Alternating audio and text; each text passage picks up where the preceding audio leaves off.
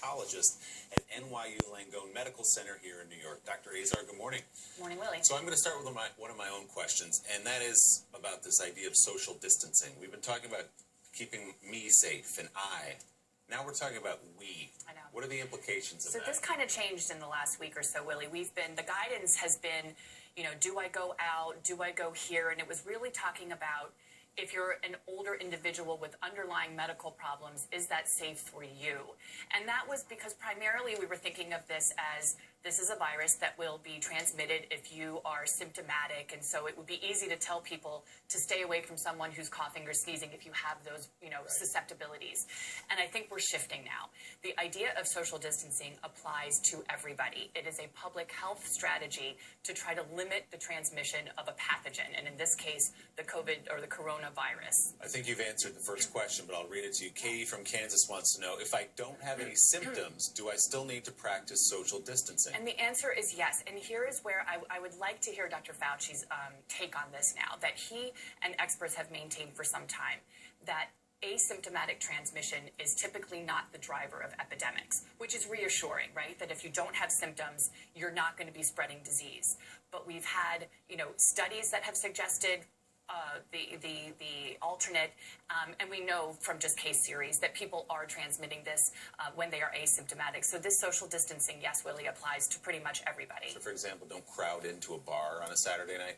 Correct. Okay, thank you. The question from Terry on Instagram. He asks, can I safely order takeout food during coronavirus outbreak? So the answer to that is yes. And in fact, many public health experts would say maybe it's preferable to do takeout or delivery at this time than necessarily going to a crowded restaurant. And there's no evidence that it has affected our food supply. Okay, we've talked about that 60-plus age group quite a bit.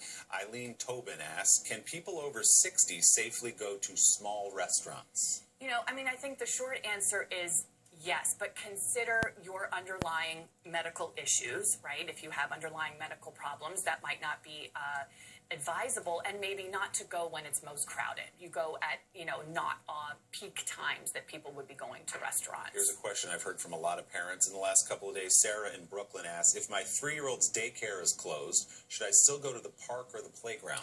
So experts have been advising parents to limit the numbers in the playgroups to a smaller amount, to definitely encourage outdoor activity as opposed to playing inside where kids are touching surfaces and touching each other. And people have also said maybe the poles and maybe not playing so much on those, but doing things that involve more, with kicking a ball or just sort of that kind of activity as opposed to the jungle gyms, which we know can harbor. Another one I've heard from the other end of the demographic group, which is grandparents. Beverly Krim asks, we are in the high-risk group, older people with underlying risk factors. Should we continue to keep 3- and 5-year-old great-grandchildren one day a week? A fantastic question that we've literally heard now dozens of times. And here's the answer, is that kids, while thankfully they are not the ones who are suffering the more severe illness when they get infected or when they get sick, we know that they are in fact carrying the virus and they can transmit to their grandparents. And this is very disruptive. I live in a multi-generational home. Thousands, if not millions of folks in this country live in multi-generational homes, and they can't necessarily upend their lives. But I think experts are sort of saying, step back from those face-to-face visits, maybe for a few weeks or months, Skyping, stay in contact, reassure the children that this is a temporary thing and keep contact with grandma and grandpa, but maybe not physical contact for some time. We've talked about prevention, now people who actually have coronavirus. Right. Brittany asks, what's the best way to treat this at home? Any fluids or over-the-counter meds that can help? So the recommendation for mild illness, if you're self-isolating, is to use fever reducers like anti-inflammatories and Tylenol. Stay rested and stay hydrated. Those are the most important things. Trouble breathing, chest pain, persistent vomiting, diarrhea, high fever, you should seek medical attention. And don't rush into the ER if you're just feeling those early symptoms. Absolutely. The biggest guidance we're giving folks is to reach out to your healthcare provider, doctors via telephone, online. You don't want to unnecessarily expose other healthcare workers and patients. Dr. Azar, great information. Thanks so much for being here Willie. today. Appreciate it.